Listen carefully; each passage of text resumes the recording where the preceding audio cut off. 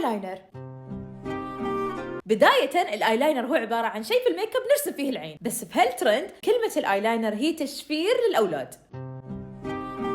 يعني ممكن يكون خطيبها، زوجها أو طليقها مثلا، فكل وحدة تقول قصتها مع الايلاينر. في بعضهم يقولون الايلاينر مالهم أصلي،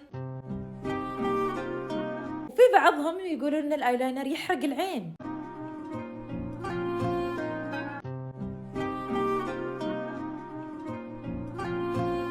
وفيه اللي ينصحون ويقولون لا تشترون اي ايلاينر ولا تستخدمونه الا بالحلال، وطبعا نصيحتها مهمة.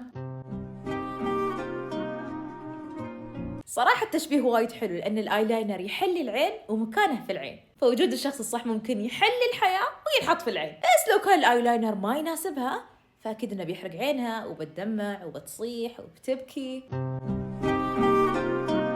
فاختيار الآيلاينر الصح أهم من وجود الآيلاينر بكبره.